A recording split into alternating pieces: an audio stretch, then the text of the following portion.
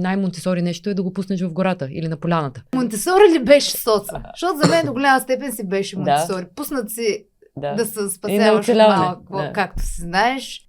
Ти си ходила сама на училище. Да. И на градина, само да кажа, че... Сега не ми казваме на ясно, че си ходила сама. Искам пиклер да купим на детето, искам помощ на кула да купим и Пламен, понеже той е много сръчен човек, много му се отдава тези неща и казвам, аз това мога да го направя. Аз нямах нищо, буквално нищо. Много по-бързо децата стават стабилни, много по-смели са, защото са минали по пътя сами. Нали. Кулата, между другото, много добре стои в банята и детето от много малко може да се вижда на огледалото, защото никое дете не може да се види на огледалото в банята. Как му се отразява пряко на поведението? Мисля, че със сигурност досажда по-малко, защото то вече си е взело дозата да бъде с родителя. Домовете ни просто са организирани за възрастните. Няма абсолютно нищо за децата, освен коша с играчки. Всяка една дървена играчка в интернет пространство се промотира като Монтесори играчка. Със сигурност се спекулира, не всяка дървена играчка е по Монтесори. Монтесори може да бъде всичко, което насърчава самостоятелността, любопитството. Влизайки на следващия ден в работилницата смърдеше, ама буквално на бясна химия. То почнат да растат зъбите и почват да точат зъби и почват да грискат тук-там. Оказа се, че след като започна войната в Украйна, производителите на шперплат в общини основните са Беларус, Украйна и Русия. Когато се случи това нещо, изведнъж шперплата изчезна. Тя имаше една концепция за така наречения лендинг пейдж. Просто идеята на това нещо беше като по-реалистичен вариант от правенето на сайт, който от 5 години се прави. Не 5, 2. От 5 трябваше да го има, нали? Трябваше да стартираме още с сайт. Ето как изглежда семейния бизнес. Здравейте и добре дошли в Практичният подкаст. Подкаста на Практис, в който си говорим за дома, семейство и ви срещаме с интересни хора, които стоят зад всички тези проекти. Днес в Практичният подкаст си говорим за нещо много повече от мебели, а именно за средата, в която растат нашите деца. Защото домът не е просто място, а е пространство, в което може да насърчим движението, тяхното любопитство и тяхната самостоятелност. Днес мои гости са Ели и Пламен, които са създатели на бранда Удая. Те създават детски мебели от дърво, водени от идеята за ранното детско развитие и всъщност с всичко, което правят, те помагат на децата да откриват света сами. Ели, Пламен, благодаря, че сте тук. И ние благодарим за поканата, Петя. Разкажете как започна всичко, как възникна бранда Удая. Бранда Удая възникна, мисля, по доста тривиален начин. През 2020 година се роди първата ни дъщеря, Ава, ти я познаваш. Да. И когато порасна вече, не знам, може би е била на 7-8 месеца, аз започнах да гледам пиклери, кули. Мисля, че първото нещо беше пиклер, което харесах. Да. Не съм сигурна. И започнах да ги показвам на Пламен. Искам пиклер да купим на детето, искам помощ на кула да купим. И Пламен, понеже той е много сръчен човек, много му се отдава тези неща. И казвам, аз това мога да го направя. И така направи първия пиклер. Беше за Ава. Нека да обясним всъщност какво представлява за тези, които не знаят триъгълника на пиклер и кулата. Да. Триъгълника на пиклер е едно от най-разпознаваемите Монтесори съоръжения. Това е модифициращ се триъгълник, може да заема различни форми, може да стане на квадрат, на триъгълник, има допълнително към него рампи за катерене, за парзаляне и така нататък. И в най-общо насърчава двигателната активност при децата. Може да започне да се използва от много рано, това винаги обясняваме на клиентите си. Буквално от 6, 7, 8 месеца, когато детето започне да прави първи опити да се изправи, като има тази патеричка, така да го кажем, много по-лесно се изправя и най-важното е, че всеки прогрес в двигателното развитие, който детето постигне, го е постигнал сам. В смисъл, като родител си сигурен, че не си прескочил етап да започне да прави нещо преди тези важни стълбички, които трябва да са налични, например да са пропуснати. И Имаме наблюдение върху не едно и две деца и така това сме получавали като обратна връзка от родители. Особено такива най-ценна, които с второто си дете, да кажем, са използвали пиклера, с първото не. Много по-бързо децата стават стабилни, много по-смели са, защото са минали по пътя сами, нали, не, да кажем, детенството на една годинка за първи път да го заведеш на площадка с стълба и то да не знае как да се хване кръчето, ръката. Това всъщност първите движения. Да, са насигурно в къщи, в центъра на хола, на килим, нали, много родители, разбира се притесняват да не падне, да се удари. Родителя е там, винаги може да асистира, да помогне, но не много. И да, на въпроса, това беше първото нещо, което направихме за Ава. И после мисля, че кулата, помощната кула направи. Кулата, да. Да, която беше много иновативна за времето си, беше първата сгъваема помощна кула, защото така не е много обемна, но все пак си е така като един... Заема място, може би, като един стабилен стол, което в не много кухни е удобно да се заобикаля. И в случая нашата беше и все още сгъваема и много компактно. Буквално може да влезе, да се изправи отстрани до масата или за пердето, или на всякакви такива ъгълчета. Да, аз ще ви разпитам после подробно за всеки един продукт, как се използва, с какво помага, защо на детето му е полезно и приятно да го използва.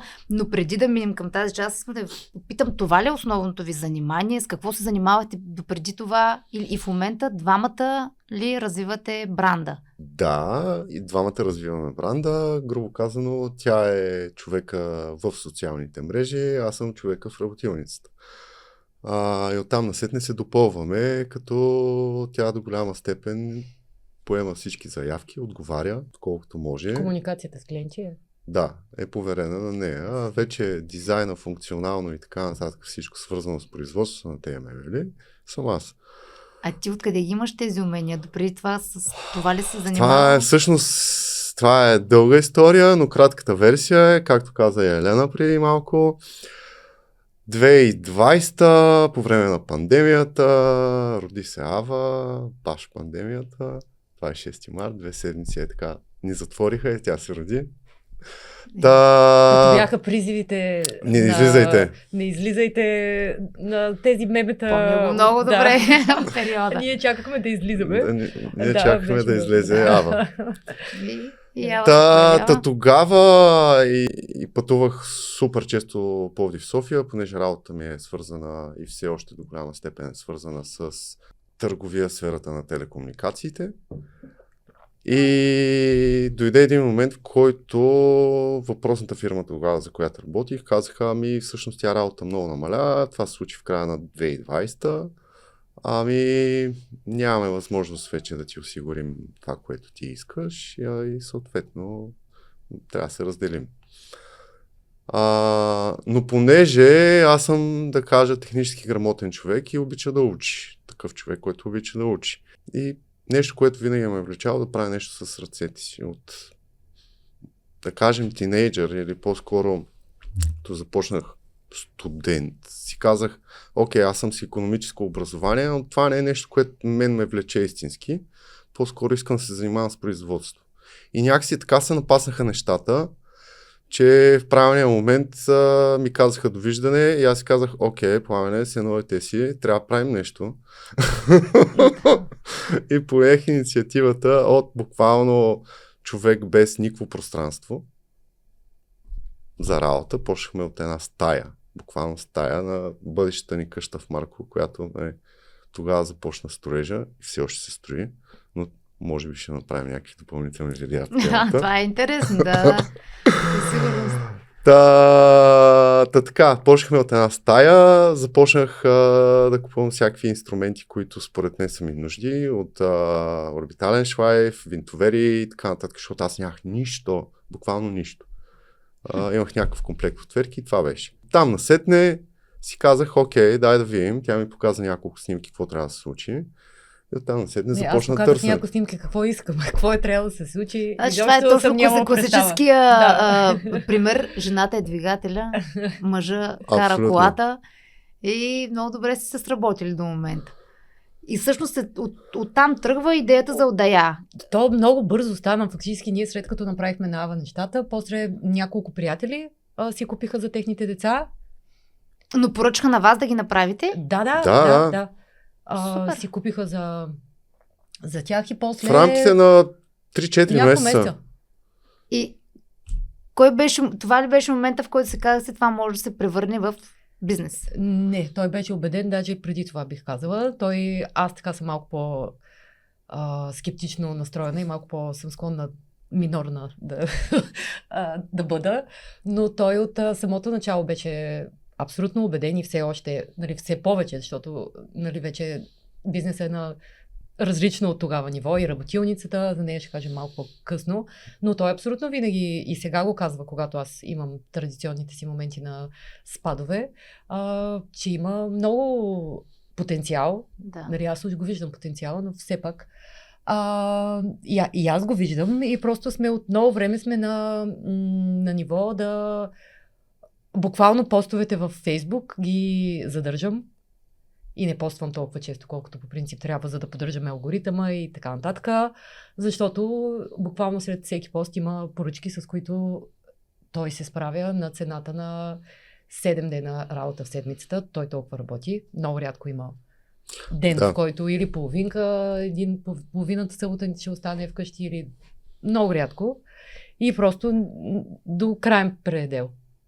Много се надяваме скоро вече да имаме и първия си служител, официален, не такъв неофициален. Да, много се надяваме. Смятаме, че това много ще отпуши работата, защото в момента Пламен е сам от разтоварване, от поръчването на материала, от разтоварването му до пакетирания краен продукт и изпращането в куриерските фирми. И сега се търсите втори дърводелец или всъщност помощник? То не е дърводелец, защото... Може директно да използва момента, ако някой има интерес, да кандидатства? Или трябва да мине през определено сито. Разбира се. Да кажем, че сме си набелязали конкретен човек и сме си го харесали. Добре. Няма да пускаме обяви. Няма обява. Нямаме новина. И аз съм питах, като кой беше Бареков. Като Бареков да създам новина, не успях. Нямаме новина. Фейк нюс. Всъщност да допълня, Елена, буквално от проучването и търсенето на доставчици на материали до реализирането на самата идея като продукт, този път го извървявам сам все още. До голяма степен това отнема много време. Съпоставянето на различни материали, качества, това е може би най-трудоемкия и времеемък процес, защото проба грешка, до един момент, но когато видиш, че това ти носи прекалено много загуба на време, а в последствие на средства, може би това е ключов момент за нас, като малък производител, защото времето е нещо, което е най-ценно в момента за нас.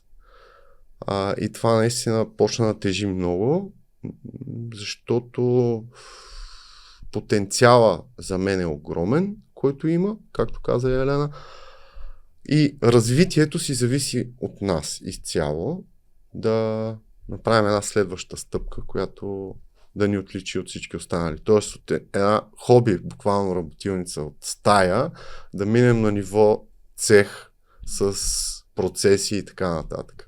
С CNC фреза, може да кажете? Това са неща, които... Ти до момента ще го правиш ръчно. Не, това е много другото интересно нещо, че придобиваш умения. Тоест от soft skills, така наречените в търговските умения, почваш да се учиш да чертаеш, защото спомням си,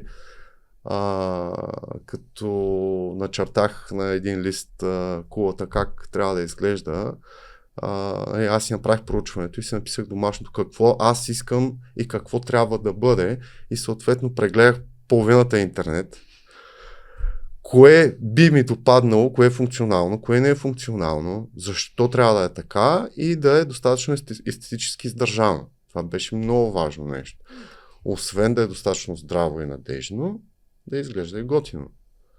Това беше водещо. И оттам насетне от един лист, който аз горе-долу си хвърлях някакви неща си казах, добре, това нещо трябва някакси да го направи някой. Как ще го направим? Тогава разбрах, че има CNC, така наречената компютърна управляема CPU. Да, машина за изрязване на... контурно рязане и така нататък. И ми зададаха въпроса, ами чертеж. Викам, окей. Тръгна да търся хора с чертеж, които да чертаят, архитекти, проектанти и така нататък. И в този момент се оказа, че това е нещо, което е трудно да намериш някой свободен човек да ти начертае една работа и ти казват, ами ела след 2 седмици, 3 седмици. Най-шокиращо беше, ами няма, мога след месец, ако искаш, пиши ми пак. И съответно, понеже няма как да разчитам на 100% на такъв човек, който не е ангажиран, си казах, ами да, пробвам да чертая аз. Това беше другото нещо, което научих как да чертая на CAD. Как се научи? С туториали? Туториали, супер много време, проучване на някакви неща, YouTube видеа,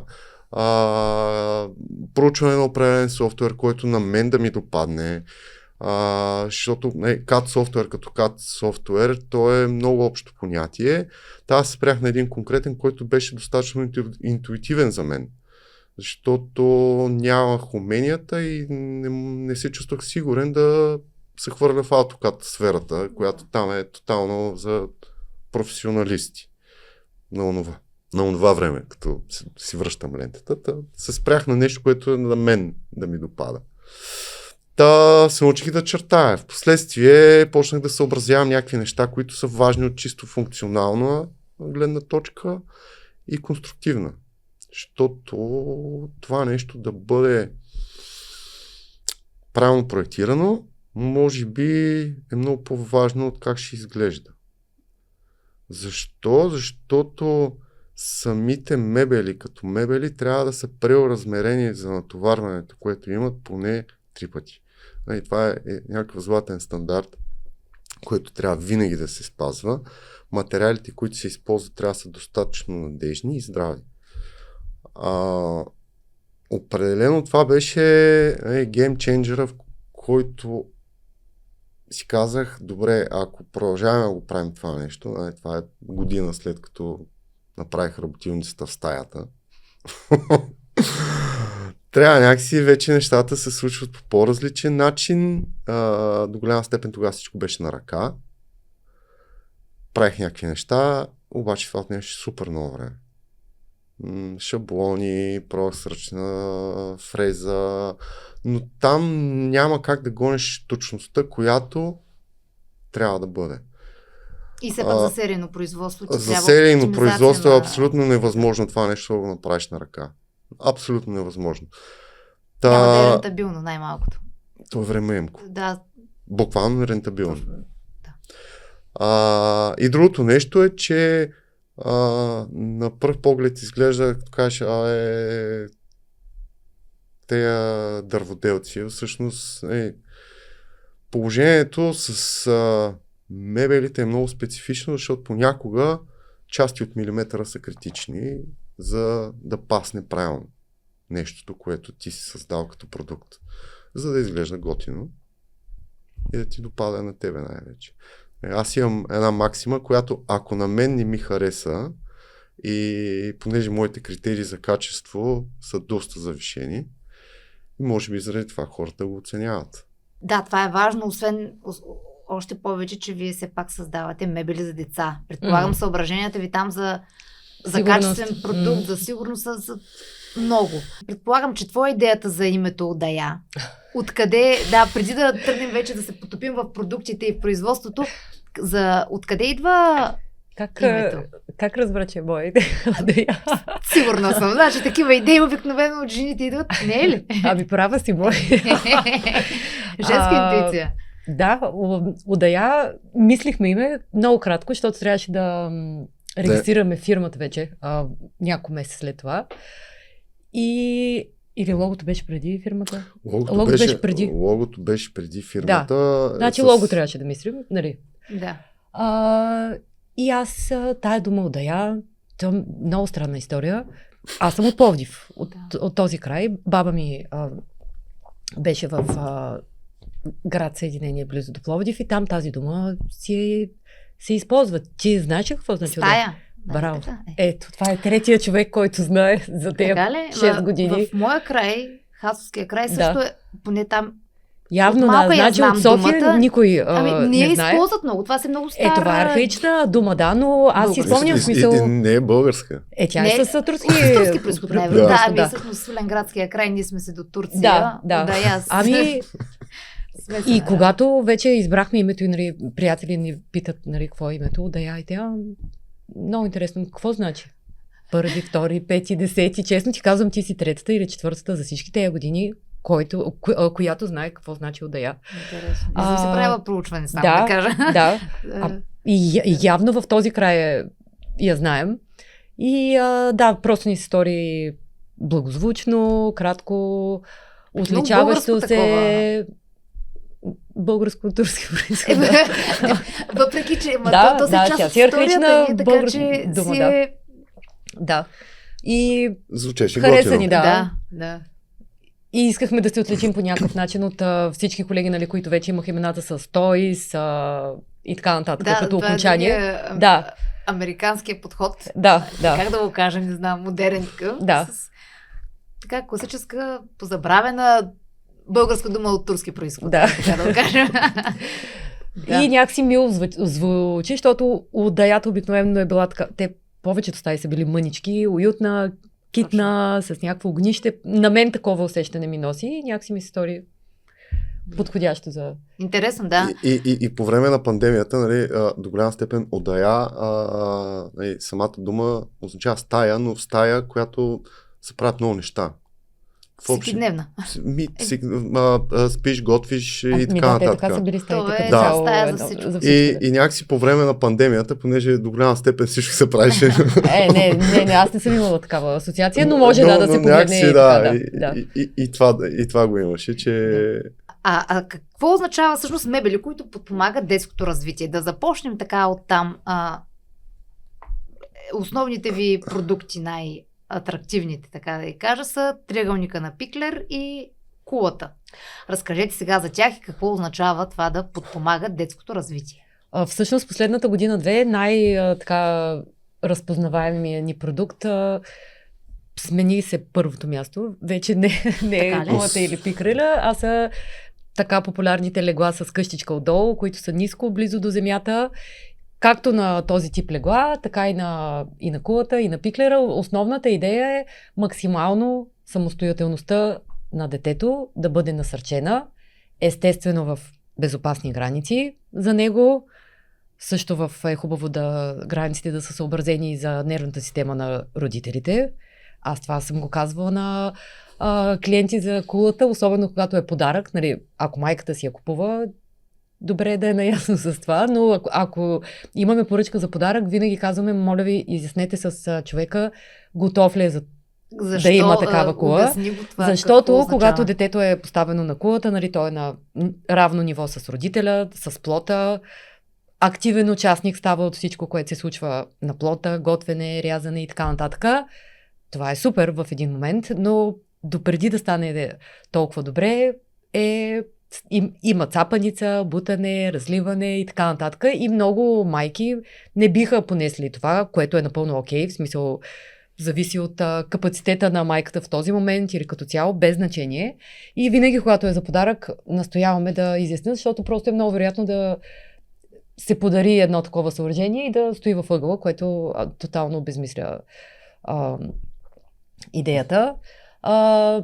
Най-основното е насърчаване самостоятелността на децата в техните граници в момента. Нали, това, което одеве говорихме за Пиклера.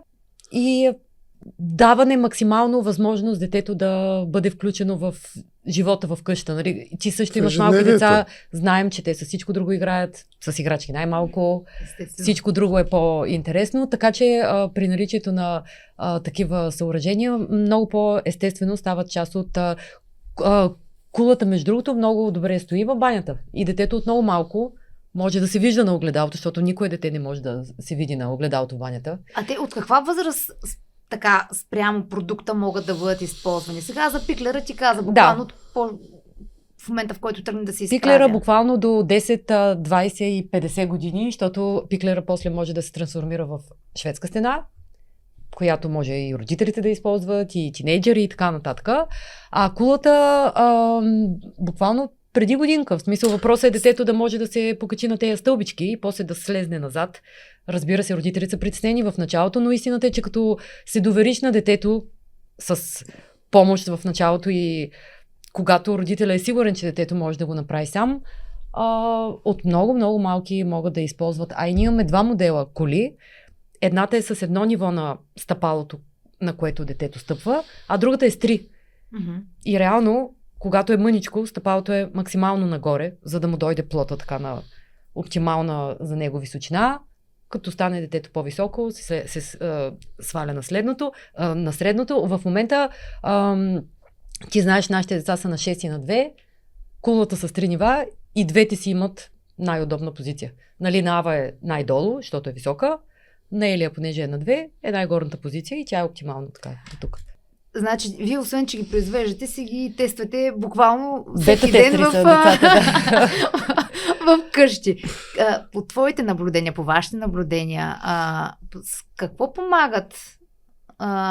Къде е най-така голямата разлика, която виждате, когато децата са обградени от такъв тип мебели вкъщи? С какво им помага това? Ами аз ще кажа любимата ми, той много ми сме за... Не само той, но това си е термин.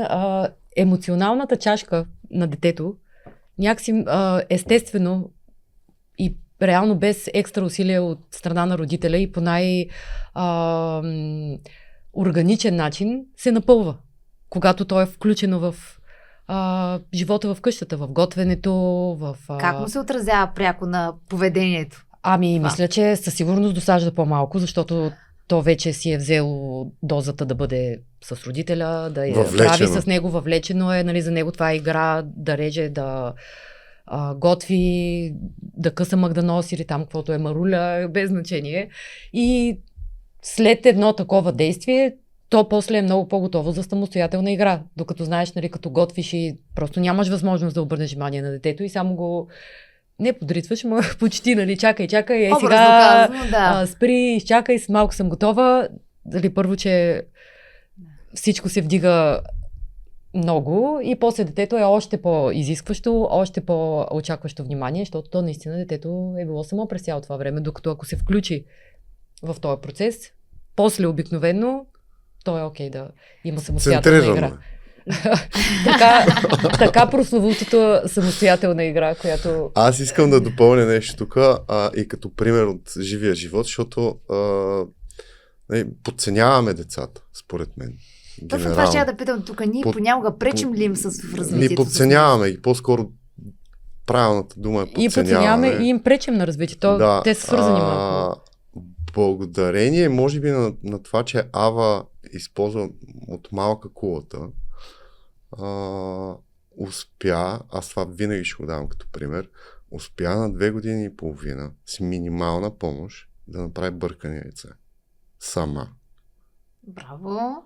Тоест... Намерихме си, уредихме си кой да ни готви. Кафе пуска ли? Та автоматика не е сработила още. Искаме се да чекнем темата за съвременните деца. Аз винаги го правим разни паралели с нашето детство. Имат ли твърде малко пространство да бъдат самостоятелни от дома децата? Да, всъщност е много обширна тема за нашето детство и детството на децата ни. Защото времената са различни. По повод въпроса, абсолютно смятам, че да, защото домовете ни просто са организирани за възрастните. Няма абсолютно нищо за децата, освен коша с играчки и евентуално кухня. Добре, че ги има тези кухни последните няколко години, нали, от няколко големи магазина, които всички имаме.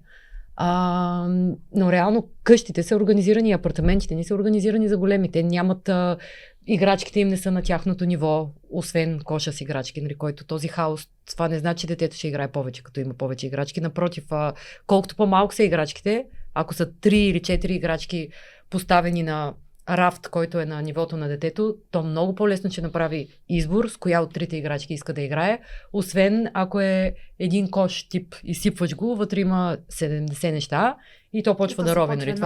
И всяко нещо, знаеш, вниманието е 30 секунди. Толкова е 3 минути на толкова неща, супер. Буквално секунди, поглежда го, хвърля, взима друго, хвърля. Ти много добре насочи тук вниманието. Рафт, на който да бъдат наредени играчки. Можете ли да посочите няколко такива неща, които според вас, като родители, всеки родител трябва да има, или поне ако може да организира на детето си, за да му направи и ежедневието по-лесно и играта по-интересна? Наистина е важно децата да имат достъп.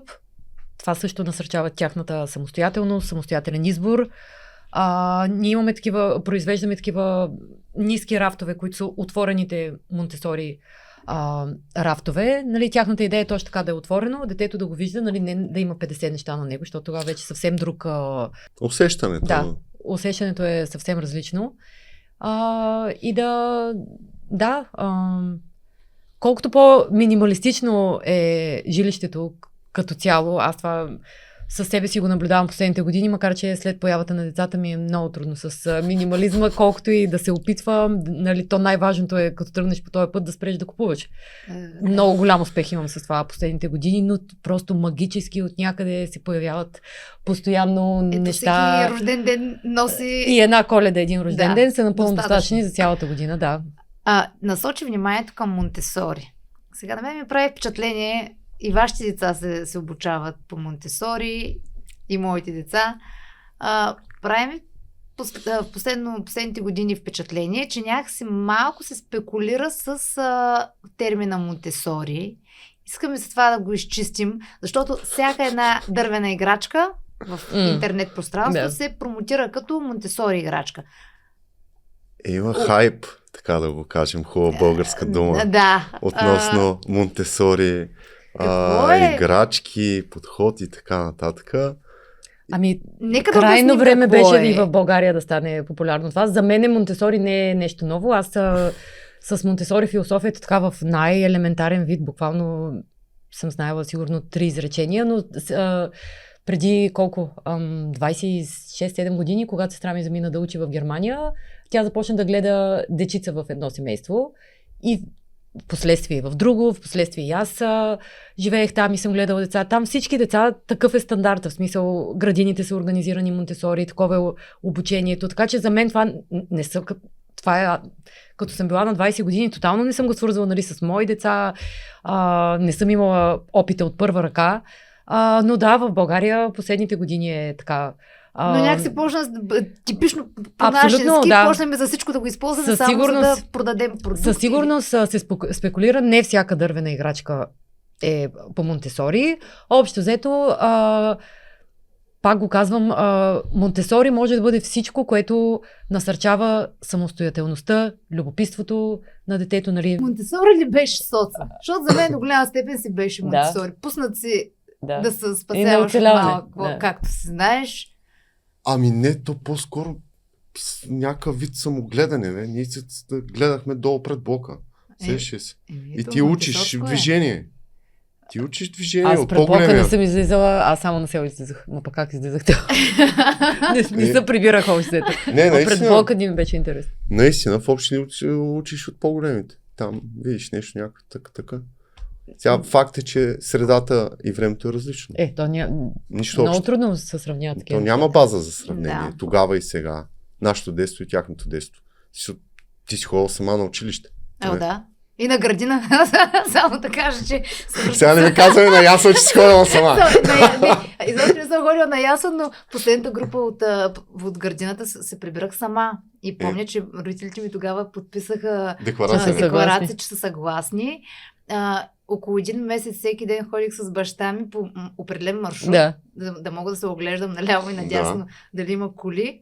И след това, вече в последствие го разбрах след много години, че всъщност след това 1 месец след това баща ми пък всеки ден е вървял след мен с колата да гледа дали си изпълнявам. И в един момент аз бях сигурна, че ти си изпълнителна и точно къде съм ти казал, се оглеждаш, пресичаш.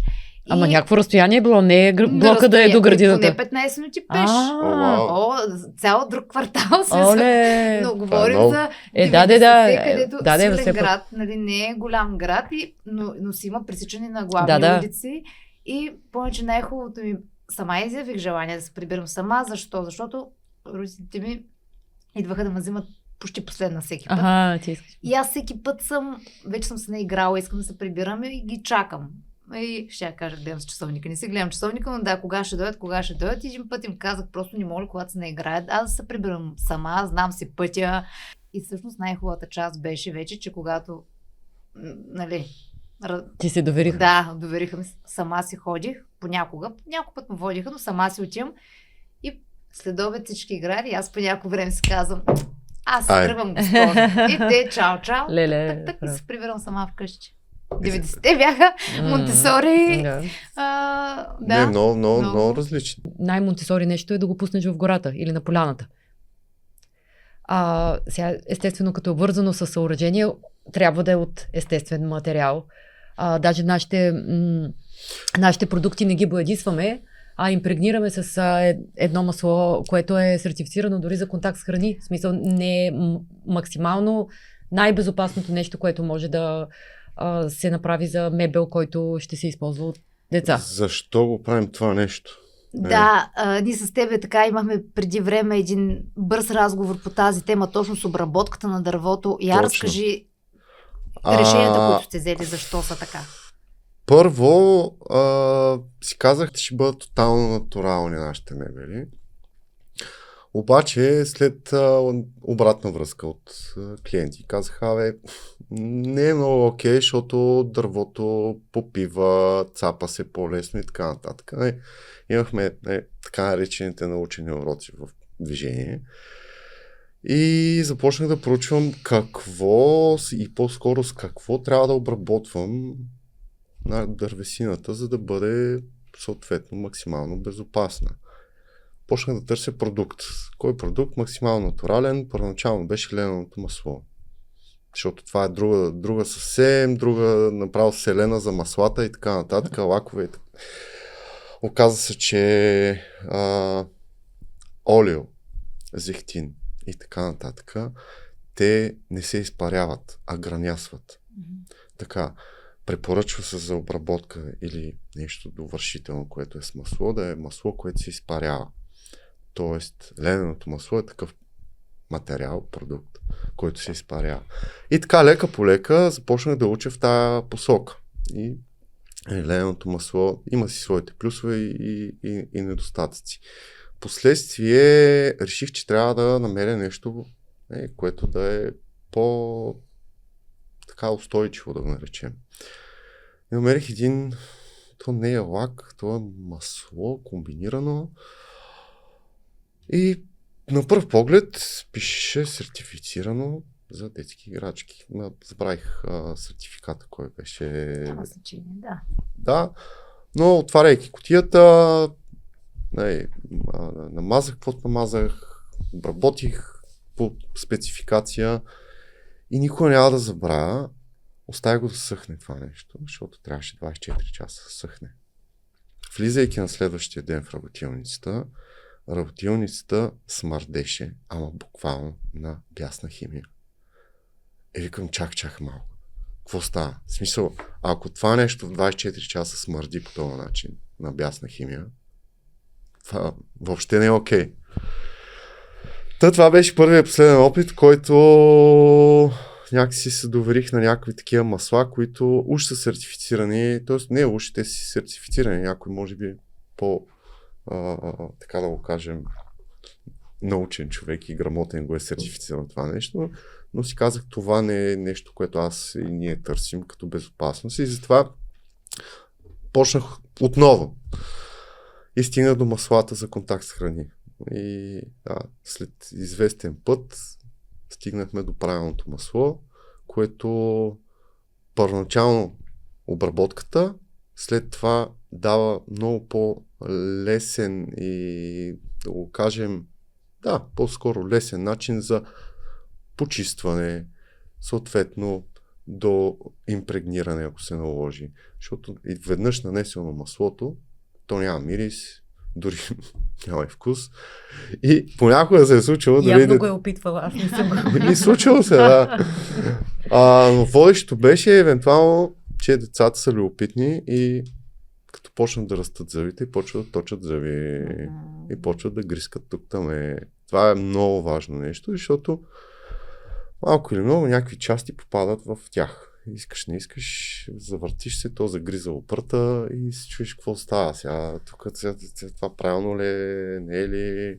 Така си поне сигурен, че нещо, което е използвано, поне аз така го виждам, и не само аз, е правилното и безопасно. Това е водещото нещо. Аз само да добавя, нали, да не прозвучи, че всичко вкъщи е био, еко, ние нямаме пластмаса и така нататък, но точно защото децата са изложени на какво ли не, така или иначе, и просто няма начин как да го спасиш от тези неща. Ако нещо можем да сме сигурни, че сме осигурили, което да е безопасно, сме го направили. Нека да бъде. Как намирате баланса между функционалност, устойчивост и дизайн при продуктите? Кое ви е водещото? В общи линии всичко е важно. Може би най-важното нещо е да бъде устойчиво и функционално. Дизайна, да, също е важен, но трябва да е най-вече нещо, което да остане като някакъв вид непреходно. Да е винаги модерно. И най-вече да не забравяме функционалната част. Защото малко или много, той може да е много готин дизайна, може да е изключително, но да не е функционален. Там е някакъв баланс, който малко или много успяваме да намерим. Като цяло идеята на Монтесори мебелите е, че са функционални. Аз не се сещам за Монтесори мебел, който да не е функционален. В смисъл, това е една от основните идеи. Така че със сигурност са функционални, нали става ясно, че не сме ги измислили ние, не сме измислили ние пиклера и така нататък. Абсолютно. Имаме елементи от нас по дизайна, но цялостно концепцията си е концепцията за пиклера, например, е на Еми Пиклер. Тя е унгарска педагогка. Се занимава с деца с увреждания, доколкото си спомням, и тогава го измисля така като подпомагащо съоръжение, което в последствие се развива много. Всъщност Монтесори метода по същия начин е възникнал. Mm-hmm. Мария Монтесори го разработва на базата на деца с увреждания и всъщност тя работи в такава болница. Да, и когато вижда колко добър ефект има върху децата, върху деца с увреждания, се казва какъв ли ефект ще има върху едни здрави деца. И всъщност така разработва целият метод. Но да, това е наистина дълга обширна тема. Изискват ли някаква допълнителна поддръжка мебелите? Трябва ли да бъдат обработвани, третирани допълнително след време? Всъщност понякога да, защото малко или много те не са лакирани. Това е първото нещо, защото там няма слой. Те са импрегнирани. Малко или много, когато се мокрят, цапат и така нататък, първоначалното импрегниране подпомага почистването и съответно поддръжката. Но чара в това нещо е, че самия мебел старее много готино с всякаква история, която детето е оставило.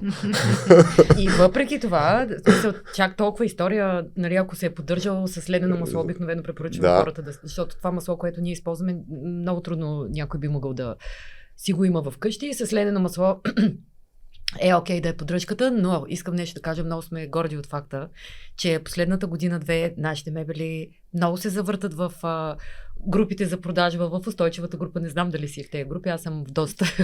Някои, да. Да, Монтесори, група за втора употреба, неща и така нататък. И нашите мебели, като ги видим, че някои клиенти ги продават, просто са в страхотно състояние.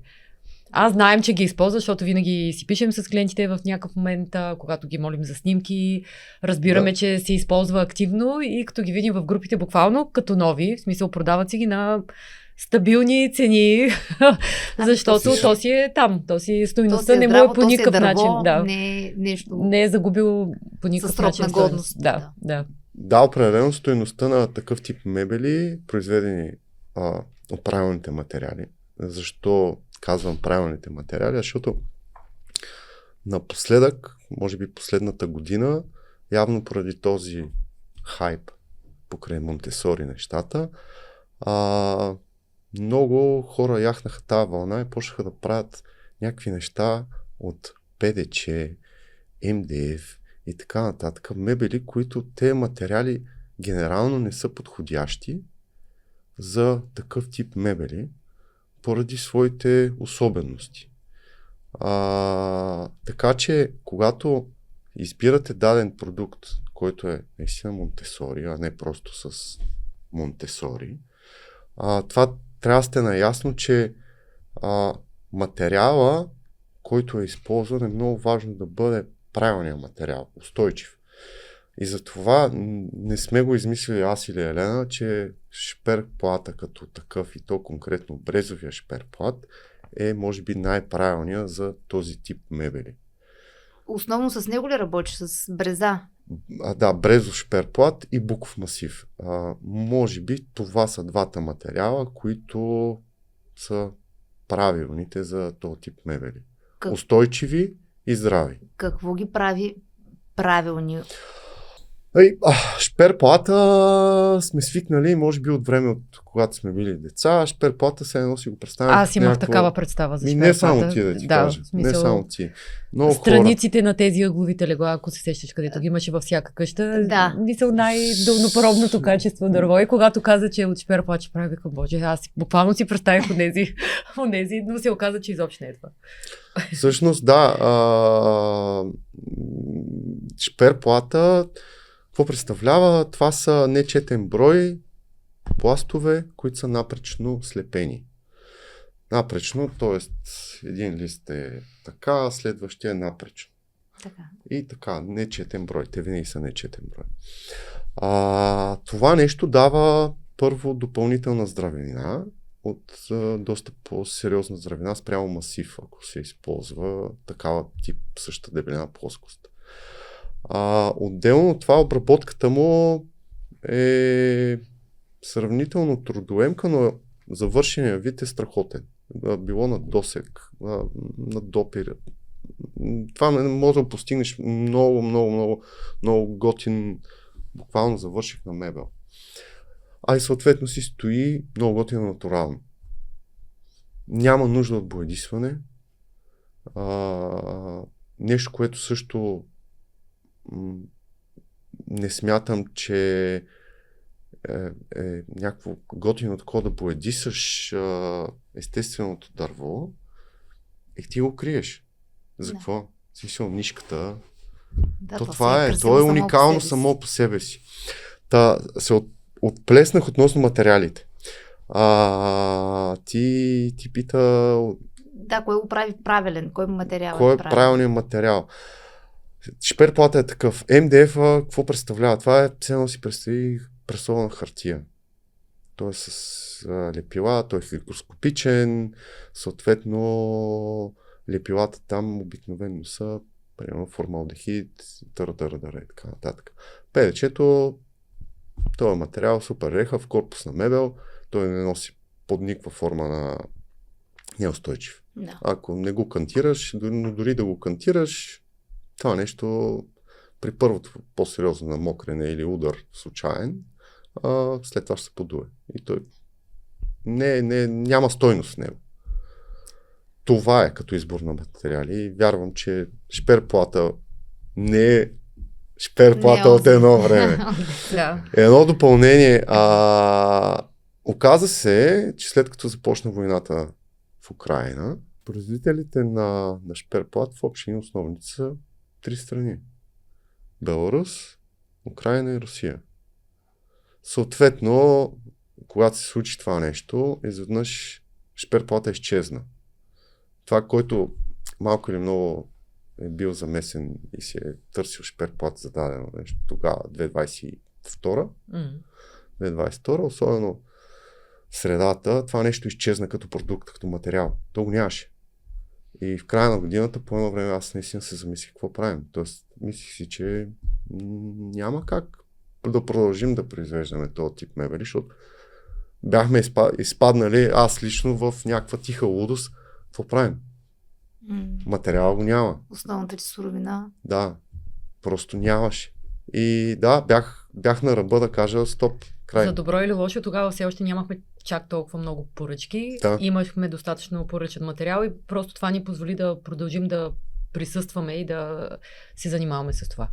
Има ли се други такива сериозни предизвикателства до момента, освен че това си е доста сериозен проблем, да. който може да ти Чак стигне толкова, цялата може би. идея? Чак толкова не.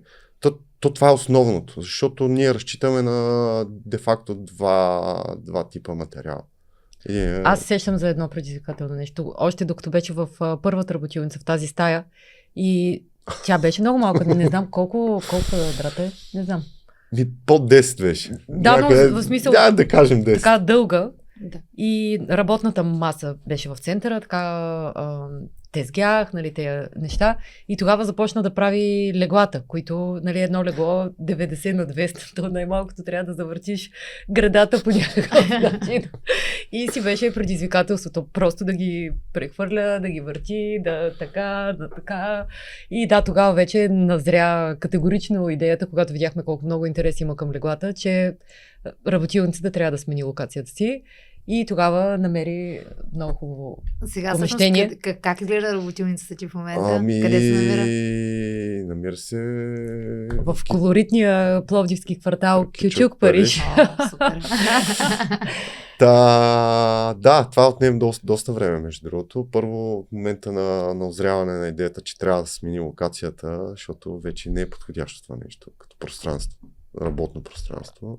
И ако трябва да направим някаква следваща стъпка, да, трябва да си наемем помещение, което да е функционално голямо и да има възможност за склад адекватен, който да се съхранява материал, който и да ни позволи да се развиваме.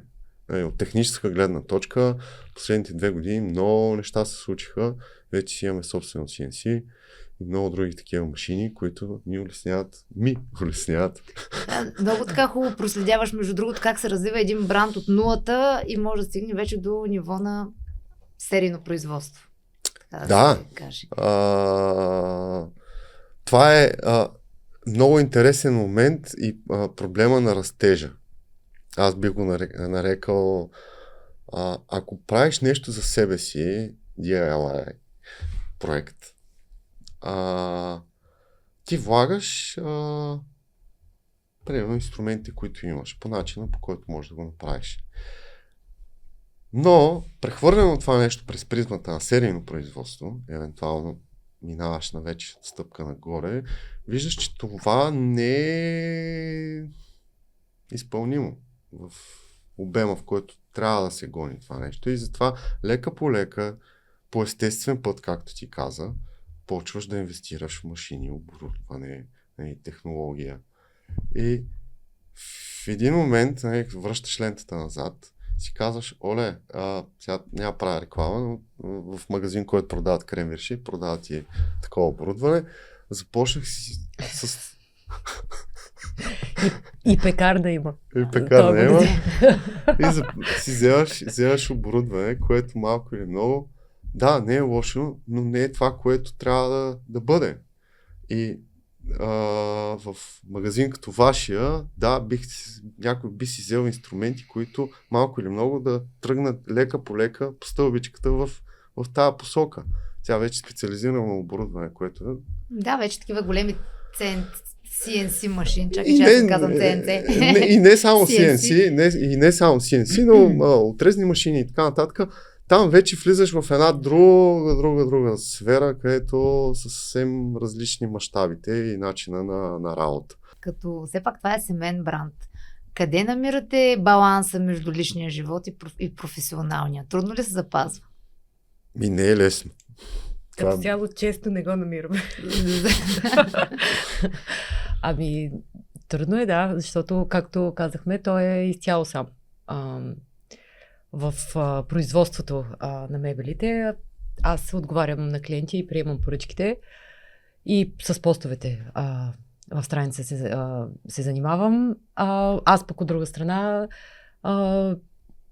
гледам децата. Все пак и децата са част от семейството. И малкото Full-time мама. Да, и не остава много време първо и вечер нямам капацитет. Много Какво ти често. коства това? Ами най-много коства времето за нас. Това е нещо, което най-много липсва. Изобщо не говоря за дни, говоря буквално за часове. Нямаме много помощ с децата. Родителите ми живеят в Пловдив, но те все още активно работят и когато могат, винаги се отзовават, но така гледаме и да не ги занимаваме излишно, защото знаем, че са натоварени. Неговите родители живеят в Стара Загора, просто няма как да участват. И Каква психическа нагласа трябва да си, за да се впуснеш в такъв проект? Какво си казваш? Ами ако водеща беше моята психическа нагласа, аз така с две малки деца, общо взето от едното майчинство влезнах в другото, ако следвахме моята психическа нагласа, това нямаше да бъде факт, това категорично мога да го кажа. Той държи мечтата жива, но все повече, разбира се, че вярвам в Одея и виждам, че се развива и че има потенциал, но наистина много, много трудни моменти имало. Случвало се той да каже, ще си намеря, нали, пак работа от 9 до 6. В някакви моменти така на много тежки моменти, но в крайна сметка със сигурност няма да го направи, поне на този етап, защото, както той каза, винаги е мечтал да се занимава с производство и това, между другото, ми го казвал много преди да се роди Ава, изобщо да имаме идея за производство на мебели. Винаги е казал, искам да занимавам с производство, в смисъл, никога не е уточнявал с какво. Просто това се роди като идея. И... Носи ли ви така и на двамата като допълнително удовлетворение точно от това, че правите нещо, че ти създаваш, нали, конкретно ти с ръцете си, а ти подпомагаш целият този процес да... Ами, аз би го казал така, обратната връзка, която получаваме. Да, аз точно това сетих. Обратната връзка, всъщност тя... Какво ви споделят хората? Аз мога да кажа, че ние нямаме лош коментар за нещо. Макар, че тук е важно... Това е удареното от куриера. Минал седмица, в смисъл куриер, но това ще го... Винаги съдействаме на хората. Той сега предстои да отиде в София по друг проект. Да, ако слушате това, ще дойдем и ще оправим щетата нанесена от куриера. Но не, нямаме лош коментар. Не. Но пък много често имаме сме имали... препоръки за някакви неща. Препоръки много, да. Основно все повече са... Наши клиенти са ни препоръчали на хора, които се свързват с нас, или пък вече детенцето, като е било малко, са си купили пиклер или кула, сега вече търсят легло голямо, защото детето е пораснало. И пак се връщат. Така се движим с хората си и ги познаваме вече от няколко години. Растем с клиентите. Да, Не, това наистина е богатство да имаш възможността така да им проследяваш и животите и удовлетворението, че се връщат. Абсолютно, това, че се връщат е най-голямото удовлетворение и препоръката, разбира се, но имали сме и не един и два случая, когато хора са си поръчвали, да кажем, кулата, която си поръчват от нас, например, и с пиклер мисля, че се е случвало, с кула няколко пъти, вече са си купили друга кула, която е в недобро състояние, не е стабилна. Сега наскоро момичето помоли да й направим показно как се отваря и колко е стабилна и аз вкъщи с нашата кула се самозаснех и изпратих видео. Тя видя, нали, на видеото още и в крайна сметка, като я получи, каза, това нищо общо няма с предната кола, която бяхме поръчали. Нали, тя буквално се е клатела детето, като се качва на нея или като стои. И да, за съжаление има много некачествени неща. Предполагам, че те също застават зад Монтесори. В смисъл, дали е Монтесори или не, ние можем един шкаф квадратен да ви направим, който тотално не е Монтесори, но той ще бъде с съвършено качество, стабилно и изпипано до последния детайл. А кои са най-интересните проекти? Защото ти не правиш само това. Има ли някакви други интересни проекти, които си правил? Миналата година по стечение на обстоятелствата пристигнало запитване за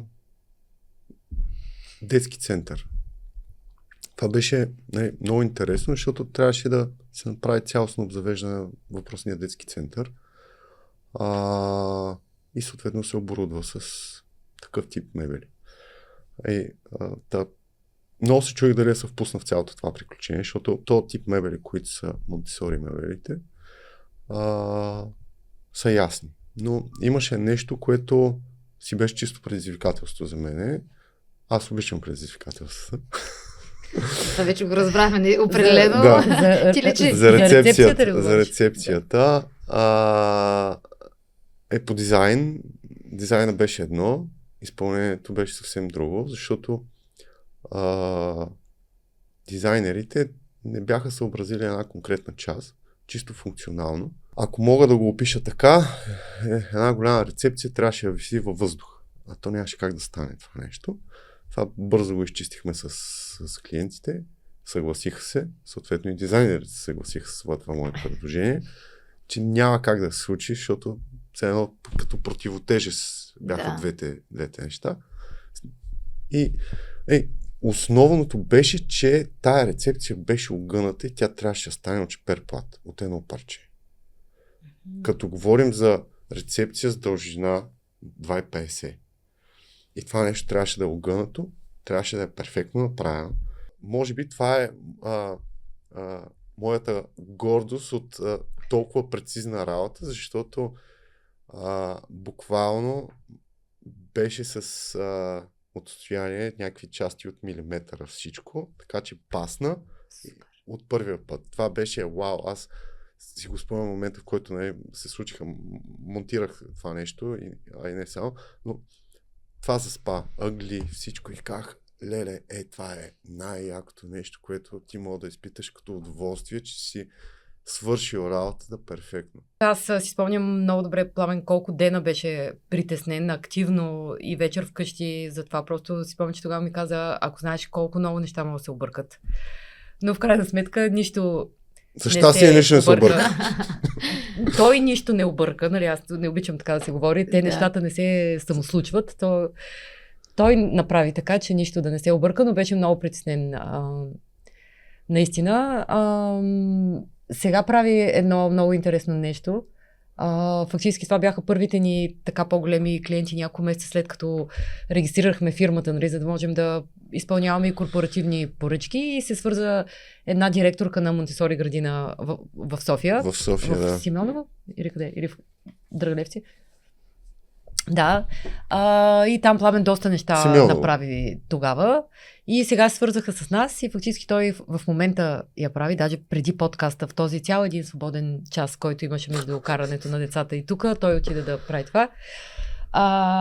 Мини кухня, в смисъл като функционална като детска за възрастни, кухня, но в мини размер, да. Да. Супер. Ще има съдомяна, ще има мивка. И съдомиална. Да. От малки ли ги учим така? Естествено, ще ги учим така. Но идеята на целия проект е, че наистина да си бъде съобразена с възрастта на децата. Ръст. Да.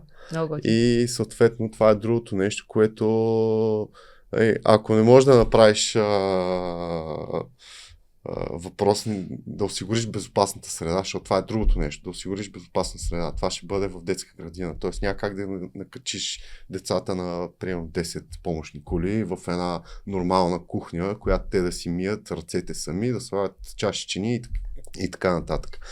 Затова правиш кухнята така, че да бъде функционална за децата. Това е много интересно. Да, колко голяма е една такава кухня? Не е много голяма, тя е 2,50. Като дължина. Височината в случая те няма да имат опция да достигат до тази височина, но си има абсолютно пълно функционална кухня. Кой е най-ценният урок, който научихте по пътя? Да се подкрепяме заедно и да сме заедно. Защото заедно малко или много сме силни. По-отделно трудно е. И затова като гледаме в една посока... Успявате ли така да се мотивирате взаимно? Или обратното? Понякога се демотивирате. Понякога се демотивираме, то е на приливи и отливи, но имаше една приказка, която баба Милека и Пръс казваше. Не е важно колко време си прекарал с един човек и колко време си с него, а колко сол си изял с него. Да. И стартиране на нов бизнес, пандемия, раждане на две деца, горе-долу едно след друго. Къща проект, който все още... Къща, която се Тя като цяло в момента е малко в Застой. застой, защото няма как на всички фронтове да функционираме максимално, но всички тези неща като цяло мога да кажа, че доста сол донесаха да хапнем. Но пък добре сте си подредили нещата, щом така имате енергия да правите всичко, да си развивате бранда и да стигнете до такъв етап на развитие, си е похвално. Наистина много се надяваме, че съвсем скоро въпросният човек, който имаме предвид, ще започне работа, защото това много би отвързало ръцете на Пламен. Да обръща повече внимание на чертаенето на нови продукти, на такива индивидуални проекти. Имаме много запитвания, но той просто няма време. Физически. Никакво време, в смисъл абсолютно по никакъв начин. И много често отказваме много интересни неща, които знаем, че бихме могли да направим, но просто няма време. Сега чакаме да мине зимния сезон и всички кашлици и сополи, които двете деца в едното фиасо, в другата градина не са спрели да произвеждат цяла зима. И сега като отмине този период, ще започна и аз да ходя активно. Да му помагам. И физически в... Ами да, мисъл така по-елементарни неща, като шлайфане, импрегниране с маслото, опаковане, някакви такива неща могат да ги правят, а не той да си губи времето и да... Защо наричаш шлайфането елементарно нещо? Значи, добре. Тя го е правила и се прави много добре. Аз съм го правила, само не знам другите. с този тремор, който остава след шлайфането, защото много неприятно усещане вече. Нали щеше да взимаш да поръчваш шлайф машина? Няма ли да я поръчаш вече? В процес на търсене сме на Ами, такава нали шлайф я намери? машина. Нали я намери? Въпросът е, че нещо се случи и сега тези машини изчезнаха до август месец. Производителя явно Значи се вече не е изчерпали. проблем, че не можем да намерим транспорт от Англия. се изчерпали. А какви, между другото, какви машини използваш? А, По-скоро ръчните. Големите По-скоро са ръчните. ясни. Генерално имам на брой винтовери, импакти. Има една много хубава фраза. То не е фраза, ами термин, който на импакта, така наречен импакт, Как по е? жаргон му казва чукачка. Какво представлява чукачката? Импакта, това е така наречен гайковерт. Като гайковерт, мини гайковерт, който Гайковерт. си настройваш. Това ми е вече по-познато. Циркуляр, настолен, това са неща, които просто трябва да имаш. Ренде, оберфреза за предпочитане, две, едната, която да е такъв тип към маса, голяма, примерно да е поне 2 киловата, и така малка, която да си бръмчиш някакви малки неща. Съответно настолна бормашина, защото това е другото нещо, което трябва да имаш, и да си обзаведеш една работилница, всъщност голям набор ръчни инструменти трябва да имаш, защото не всеки инструмент е пригоден за определена дейност. И ако трябва нещо бързо да се случва, да, с винтовера можеш да правиш чудеса. Помниш ли първите инструменти, които са купили? Първите 3 инструмента? Да, даже единият шлайф, ъгъл шлайф, който все още работи. Това е всъщност първият инструмент, който съм си купил някога. Тоест, връщаме повече от 15 години назад. Това нещо работи. Не е ясно как. С кабел ли е? С кабел. Това работи. Някакъв бесен китаец е, но то работи. Не е ясно как. Вследствие се взеха и други ъглошлайфи, но когато трябва да се реже нещо, но има много инструменти, които са ръчни и не само. Вече минавам в следваща категория, като един вид полупрофесионални или професионални, които вече там е съвсем друго нивото. Какви са ви плановете за развитие на Одая в следващите няколко години? Да бъдем по-скромни, ще кажем за тази година на този етап. Планираме да си пуснем нашия дългоочакван сайт, с който ще бъде с електронен магазин, и там ще има буквално всички наши продукти, които са налични, които ще бъдат по проект, индивидуални, и концепцията е да централизираме буквално комуникацията през него до голяма степен, която ще бъде само за поръчки вече. Иначе ще продължим да си живеем във Facebook, в Instagram. Вие към момента къде могат да ви намерят? Във Facebook страницата ви?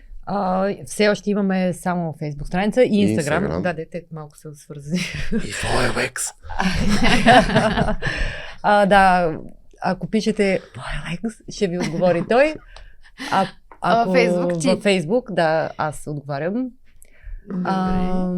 Но да, това със сайта е дълго очаквана и желана платформа. Малко и много, защото първо не си бяхме изчистили аз и може би тя. Тя имаше една концепция за така наречения лендинг пейдж или one pager, т.е. да присъстваме просто в интернет пространството и как ние така или иначе сме там. По-скоро да надградим и да си направим... Просто идеята на това нещо беше като по-реалистичен вариант от Да се правенето случи. на сайт, който от 5 години се прави. Не 5, 2. От 5 трябваше да го има, нали? Трябваше да стартираме Да. още с сайт, така че просто като по-реалистично нещо предложих това, но да. Ето как изглежда семейния Да. бизнес. Тази картинка беше много. Точно. Тази година Супер. трябва да имаме сайт вече и съвсем скоро той трябва да функционира. Има го, той живее в една виртуална среда и съвсем скоро трябва да бъде извън нея. Сега е малко като бременност. Нали? В момента се готви, чакаме Печем го. да излезне лайв. Да. Добре, пожелавам ви да стане по-бързо и да успешно да го стартирате и Има някой... да си продължите така добре да се развивате. Какъв би съвет би дал ти, ако някой иска сега те първо да се захване с такъв бизнес и да прави нещо, в което още не е сигурен? Дали е сигурен или не е сигурен, по-скоро той, ако иска да прави бизнес, той трябва да има конкретна идея и концепция и бизнес план. Ако го гледаме от бизнес гледна точка. Тоест той трябва да има яснота какво ще се случва в следващите поне 3-4-5 години и дали иска да го развива. Ако е ентусиаст и иска да се захване с нещо да прави просто е така с ръцете си, давай, действай. Ако не го направиш, ти няма как да знаеш, че можеш да го направиш. Аз бих казала, че най-важното в случая е вярата, каквато Абсолютно. той е имал от първия ден. Аз покрай недоспиването, покрай децата, болестите и така нататък, често съм я губила, но така успявам да я намеря.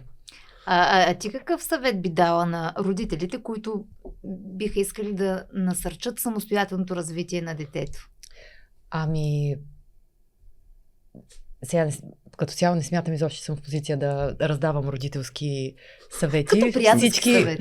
Всички знаем каква алергия имаме към да ти дават съвети без да си питал, но какво?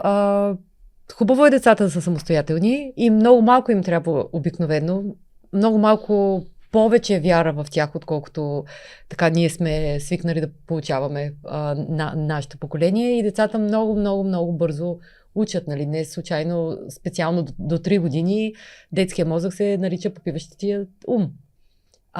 Нещата се случват с скоростта на светлината и броя на синапсисите, които се образуват в мозъка мисля, че до 4-5 годишна възраст е общо взето 80-90% от всички, които някога ще се образуват в човешкия мозък. Така че това е златно време за учене, за добиване на нови умения и най-вече когато се добиват умения благодарение на грубата моторика, нали, катеренето, кулата и така нататък, това всъщност дава неимоверно голямо самочувствие на детето, каквото малко други неща или никакви могат да му дадат. В смисъл, със сигурност ти си страхотен, казано от мама, няма такава тежест, отколкото ако детето само го постигне и получи това удовлетворение. А какво по-хубаво от уверени деца с неподрязани криле още. Нали? Това неизбежно идва в един момент малко по малко, но нека да им дадем най-много поле за изява. Аз бих допълнил нещо към това, което тя даде като препоръка, ще го наречем препоръка. Също така да бъдат търпеливи до голяма степен. Защото при нас се получава така, че всичко е бързо. Трябва да се случи така. Може би търпение до някаква степен Това е разумни нещо, граници. на което ние се учим, особено аз така с леко невралгичния си характер. И така с огън момичето, голямото ни дете, което имаме, да. И е много трудно. И това, че в крайна сметка одеве, когато пита какво жертваме, нали, каква е цената, най-трудно според мен и за двамата последните няколко години е, че той е съвършенно сам в работилницата и в Удая, като изключим комуникацията ми с клиентите. И аз съм много самотна в майчинството, което за мен е много самотно занимание. Така много ни се ограничи контакта, ние просто нямаме и възможност да излизаме, заради това, че децата са малки. И двамата в това, което правим по цял ден, постоянно сме сами. Вече сме заедно, ама искаме То да е, починем. да, в смисъл, Да. то е като все едно сме сами, защото и двамата сме буквално на колене от деня, който е минал, по различен начин. Но вярваме, че това е нормален етап. В крайна сметка 2 малки деца имаме, нов бизнес, той е сам. Може би това е нормално, макар че често не ми се вижда хич нормално. Ама такова е, в смисъл такъв ни е живота. Опитваме се да Балансираме. и да се надяваме на Добри времена. на деца, които си лягат по-бързо вечер и заспиват по-бързо и така. Аз питам всичките си гости на финала какво си пожелават. Вие какво си пожелавате? В краткосрочен план, нека така да го по-прагматично, да се несем в новата ни къща, която в момента е замразена, но идеята е, че трябва да се случи и да заживеем там съвсем скоро. Надяваме се в рамките на до следващата година по това време да има условия за живот там. В по-дългосрочен план си пожелавам да сме здрави и да няма някакви катаклизми около нас. Да. Аз и в краткосрочен план си пожелавам да сме здрави. Особено сега сезона на хремите и кашлиците. Много ми е актуално, да сме краткосрочно здрави. И да сме здрави и да така някакси тези трудности, които има с малки деца, с нов бизнес, с малко или никакви служители, да поотминат и просто да минем на цялостно на друго ниво. И вярваме, че идват, че ни предстоят по-добри времена. И аз ви вярвам и ви го пожелавам. И защото за мен сте много такъв хубав пример за едно младо амбициозно семейство, което прави от сърце и душа неща, създава Надяваме се. смислени неща правите и вярвам, че това ще бъде оценено и все повече. И все повече хора ще ви бъдат така благодарни и ще се връщат отново и отново към вас. От този разговор, ако можем да си вземем нещо, това е, че едно от най-хубавите неща, които можем да направим, е да вярваме в себе си, в семейството си, в децата си и може би най-доброто, което може да направим за децата си е да им създадем едно пространство, в което да откриват света сами. Много ви благодаря за този разговор. И ние благодарим. Пожелавам ви успех, а на вас пожелавам да последвате канала ни, да следите и следващите ни епизоди, абонирайте се за практичният подкаст и ни очаквайте отново. До скоро!